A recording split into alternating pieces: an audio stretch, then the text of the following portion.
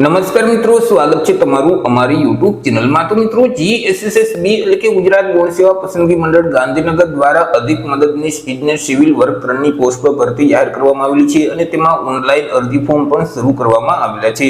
તો આજના વિડીયોમાં આપણે ચર્ચા કરીશું કે ઓનલાઈન અરજી ફોર્મ કેવી રીતે ભરી શકાય, પરંતુ તે પહેલા વિડીયો ગમે તો લાઈક અને શેર કરી દેજો, ચેનલમાં નવા હોય તો ચેનલને સબસ્ક્રાઇબ કરી દેજો।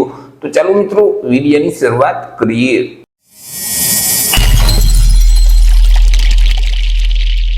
તો સૌથી પહેલા મિત્રો, તમારે તમારા મોબાઈલમાંથી અથવા તો લેપટોપ કે પીસીમાંથી કોઈ પણ એક ઇન્ટરનેટ બ્રાઉઝરને ઓપન કરવાનું રહેશે અને ત્યાં સર્ચ બોક્સમાં ટાઈપ કરવાનું રહેશે ઉજાસ। જેવું મિત્રો તમે ઉજાસ ટાઈપ કરી તમે તેને સર્ચ કરશો તો તમારી સામે આ મુજબની એક સ્ક્રીન ઓપન થઈ જશે કે જ્યાં ઉજાસની ઓફિશિયલ વેબસાઇટ તમને સૌથી પહેલા જોવા મળશે, ujas.gujarat.gov.in। તો તે વેબસાઇટ ઉપર તમારે ક્લિક કરવાનું રહેશે, જેથી કરી જે ઉજાસનું પોર્ટલ છે તે પોર્ટલ ઓપન થઈ જશે, આ મુજબની સ્ક્રીન જોવા મળશે। હવે મિત્રો, અહીં જે મેનુ આપેલ છે તેમાં ઓનલાઈન એપ્લિકેશનનું જે ઓપ્શન છે તેના ઉપર ક્લિક કરશો એટલે સબ મેનુ ઓપન થઈ જશે। તેમાં સૌથી પહેલા જે એપ્લાયનો ઓપ્શન છે તેના ઉપર તમારે ક્લિક કરવાનું રહેશે, જેથી કરી ફરીથી આ મુજબની સ્ક્રીન ઓપન થઈ જશે। અહીંથી તમારે ડિપાર્ટમેન્ટમાં મિત્રો જીએસએસબી એટલે કે ગુજરાત ગૌણ સેવા પસંદગી મંડળ છે તેને તમારે સિલેક્ટ કરી દેવાનું રહેશે। એટલે મિત્રો, અહીં જે ગુજરાત ગૌણ સેવા પસંદગી મંડળ દ્વારા જેટલી ભરતીમાં અરજી ફોર્મ શરૂ હશે તેનું એક લિસ્ટ ઓપન થઈ જશે। હાલ મિત્રો અલગ અલગ 2 પોસ્ટમાં અરજી ફોર્મ શરૂ છે। તેમાં મિત્રો તમે જોઈ શકશો અહીં એડિશનલ આસિસ્ટન્ટ એન્જિનિયર સિવિલની પોસ્ટ છે। તેમાં મિત્રો અરજી ફોર્મ ભરવા માટેની જે છેલ્લી તારીખ છે તે 27/5/2025 રહેશે। 27/5/2025 સુધીમાં તમારે ઓનલાઈન અરજી કરી દેવાની રહેશે। હવે આ જે ભરતી છે તેની નોટિફિકેશનની પીડીએફ ફાઇલ તમારે ડાઉનલોડ કરવી હોય તો તેની સામે અહીં જે બ્લુ કલરમાં ડિટેલનું બટન છે તેના ઉપર ક્લિક કરશો તો નોટિફિકેશનની જે પીડીએફ ફાઇલ છે તે તમારા ડિવાઇસમાં ડાઉનલોડ થઈ જશે। અરજી ફોર્મ ભરવા માટે તેની સામે જે અહીં એપ્લાયનું બટન છે ગ્રીન કલરમાં તેના ઉપર ક્લિક કરી દેવાનું રહેશે, જેથી કરી ફરીથી આ મુજબની એક સ્ક્રીન ઓપન થઈ જશે। અહીં મિત્રો ફરીથી બ્લુ કલરમાં જે એપ્લાય નાઉનું બટન છે તેના ઉપર ક્લિક કરવાનું રહેશે। હવે મિત્રો તમે ઉજાસના પોર્ટલ ઉપર જો રજીસ્ટ્રેશન કરેલ છે તો તમારા જે રજીસ્ટ્રેશન નંબર છે તે નંબર અહીં ટાઈપ કરી દેવાના રહેશે। રજીસ્ટ્રેશન કરતી વખતે તમે જે જન્મ તારીખ આપેલ છે તે તારીખ અહીં ટાઈપ કરી એપ્લાય વિથ ઓટીઆરના બટન ઉપર ક્લિક કરવાનું રહેશે। પરંતુ તમે હજી સુધી ઉજાસના પોર્ટલ ઉપર રજીસ્ટ્રેશન નથી કરેલ તો અહીં રેડ કલરમાં જે સ્કીપનું બટન છે તેના ઉપર ક્લિક કરી આગળ વધવાનું રહેશે, જેથી કરી તમને એક અરજી ફોર્મ આપી દેવામાં આવશે। તે ફોર્મમાં તમામ માહિતી ભરવાની રહેશે।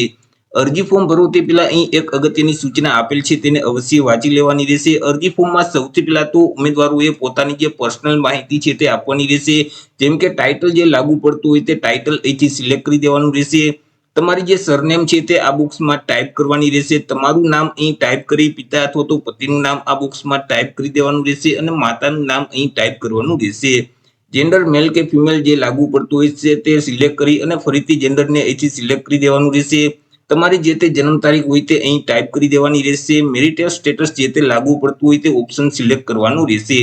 તમારી જે તે કેટેગરી હોય તે કેટેગરી અહીંથી સિલેક્ટ કરવાની રહેશે। પરંતુ જો તમે અનામત વર્ગના ઉમેદવાર છો તો તમારી પાસે જે જાતિનો દાખલો કે કાસ્ટ સર્ટિફિકેટ છે તેમની વિગત પણ આપવાની રહેશે, જેમ કે કાસ્ટ સર્ટિફિકેટના જે નંબર છે તે નંબર અહીં ટાઈપ કરી દેવાના રહેશે। તેમની જે તારીખ છે તે અહીં ટાઈપ કરી અને સર્ટિફિકેટ કયા રાજ્યમાંથી મેળવેલ છે તે રાજ્યનું નામ અહીંથી સિલેક્ટ કરવાનું રહેશે। જો તમે એસસીબીસી એટલે કે મિત્રો ઓબીસી કેટેગરીના ઉમેદવાર છો તો તમારી પાસે જે નોન ક્રિમિનલ સર્ટિફિકેટ છે તેમની વિગત પણ આપવાની રહેશે, જેમ કે સર્ટિફિકેટના નંબર આ બોક્સમાં ટાઈપ કરી દેવાના રહેશે। સર્ટિફિકેટની તારીખ છે તે અહીં ટાઈપ કરી અને સર્ટિફિકેટ કયા સત્તા અધિકારી દ્વારા આપવામાં આવેલું છે તેમનો હોદ્દો અહીંથી સિલેક્ટ કરવાનો રહેશે। આગળ મિત્રો તમારે અલગ અલગ 2 સરનામા આપવાના રહેશે કે જેમાં સૌથી પહેલા તો હાલનું સરનામું છે તે આપવાનું રહેશે। હાલનું સરનામું આ બોક્સમાં ટાઈપ કરી અને રાજ્યનું નામ અહીંથી સિલેક્ટ કરી દેવાનું રહેશે, જિલ્લાનું નામ અહીંથી સિલેક્ટ કરી તાલુકાનું નામ સિલેક્ટ કરી દેવાનું રહેશે અને એરિયાના પિનકોડ નંબર આ બોક્સમાં ટાઈપ કરવાના રહેશે। ત્યાર પછી તમારે પરમનન્ટ એડ્રેસ એટલે કે કાયમી સરનામું આપવાનું રહેશે। કાયમી સરનામું અહીં આ બોક્સમાં ટાઈપ કરી રાજ્યનું નામ અહીંથી સિલેક્ટ કરી દેવાનું રહેશે, જિલ્લાનું નામ સિલેક્ટ કરી તાલુકાનું નામ સિલેક્ટ કરી દેવાનું રહેશે અને એરિયાના પિનકોડ નંબર આ બોક્સમાં ટાઈપ કરવાના રહેશે।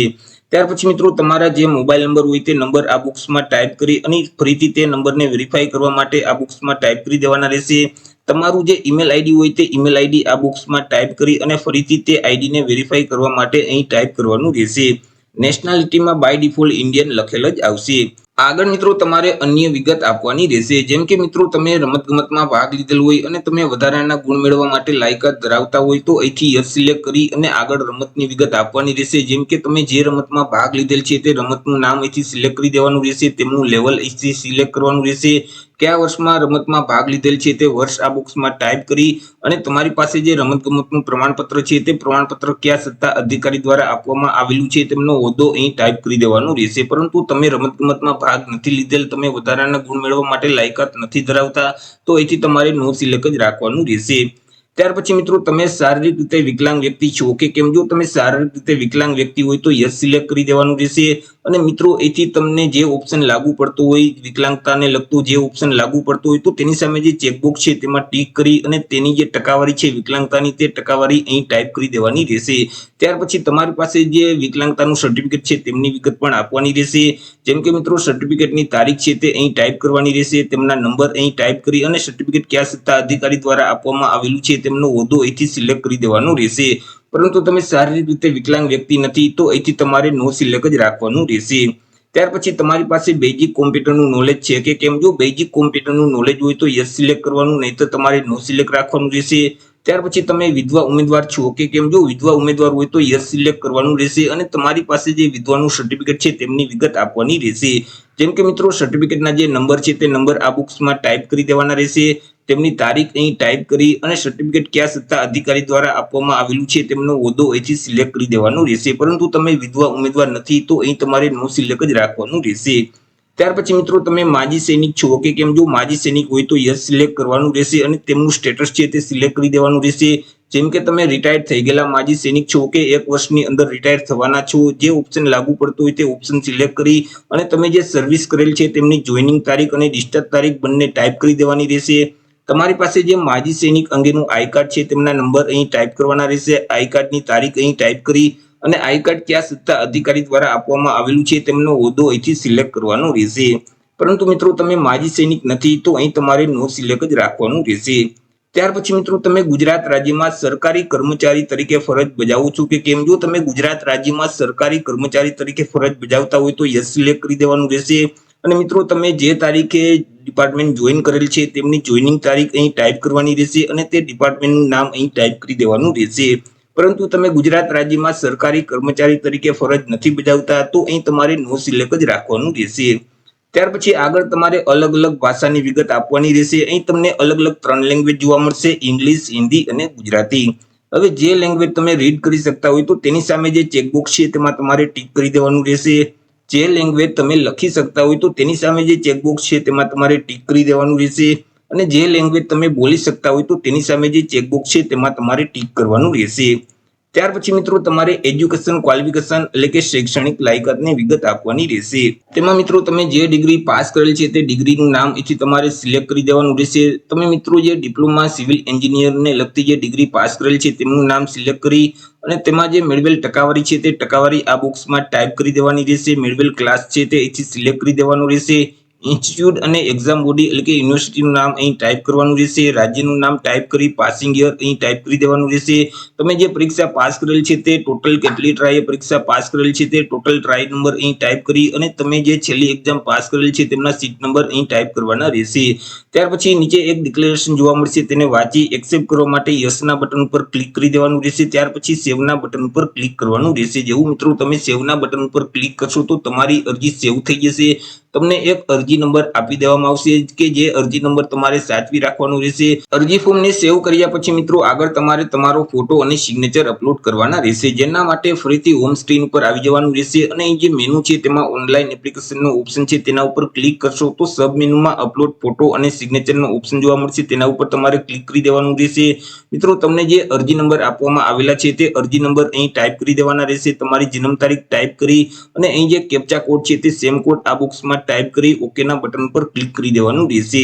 જેથી કરી મિત્રો આ મુજબની એક સ્ક્રીન ઓપન થઈ જશે કે જ્યાં સૌથી પહેલા તો તમારે તાજેતરનો પાસપોર્ટ સાઇઝનો ફોટોગ્રાફ અપલોડ કરવાનું રહેશે. હવે તમે જે ફાઇલ અપલોડ કરો છો તે ફાઇલનું ફોર્મેટ જેપીજી ફોર્મેટ હોવું જોઈએ અને ફાઇલની સાઇઝ છે તે 15 KB કરતાં ઓછી હોવી જોઈએ.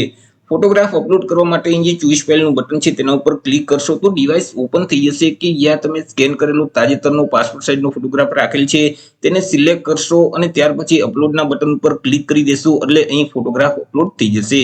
એવી જ રીતે નીચે તમારે સિગ્નેચર અપલોડ કરવાની રહેશે। તમે જે ફાઇલ અપલોડ કરો છો તે ફાઇલનું ફોર્મેટ જેપીજી ફોર્મેટ હોવું જોઈએ અને ફાઇલની સાઇઝ છે તે 15 KB કરતાં ઓછી હોવી જોઈએ। ચોઈસ ફાઇલના બટન ઉપર ક્લિક કરી તમારે સિગ્નેચરને સિલેક્ટ કરી દેવાની રહેશે અને ત્યાર પછી અપલોડના બટન ઉપર ક્લિક કરશો તો અહીં સિગ્નેચર અપલોડ થઈ જશે।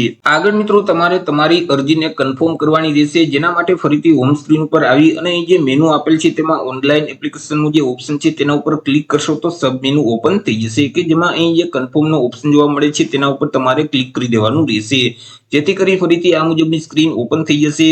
હવે તમારા જે અરજી નંબર છે તે નંબર અહીં ટાઈપ કરી તમારી જન્મ તારીખ ટાઈપ કરી દેવાની રહેશે। અહીં જે કેપ્ચા કોડ છે તે સેમ કોડ ટાઈપ કરી ઓકેના બટન ઉપર ક્લિક કરવાનું રહેશે, જેથી કરી મિત્રો તમારી વિગત છે તે તમને જોવા મળશે। તેમાં એકવાર તમામ માહિતી ચેક કરી લેવાની રહેશે। જો તમામ માહિતી સાચી હોય તો નીચે અહીં જે કન્ફર્મ એપ્લિકેશનનું બટન છે તેના ઉપર ક્લિક કરી દેવાનું રહેશે, જેથી કરી તમારી અરજી ફાઇનલી સબમિટ થઈ જશે। તમને એક કન્ફર્મેશન નંબર આપી દેવામાં આવશે કે જે નંબર તમારે સાચવી રાખવાનો રહેશે। અરજી ફોર્મને કન્ફર્મ કર્યા પછી આગળ તમારે અરજી ફી ભરવાની રહેશે કે જેના માટે ફરીથી હોમ સ્ક્રીન ઉપર આવી અને જે મેનુ આપેલ છે તેમાં જે ફીનો ઓપ્શન છે તેના ઉપર ક્લિક કરશો તો સબ મેનુમાં સૌથી પહેલા ઓનલાઈન અથવા પોસ્ટ ઓફિસ ચલણનો ઓપ્શન જોવા મળશે, તેના ઉપર તમારે ક્લિક કરી દેવાનું રહેશે।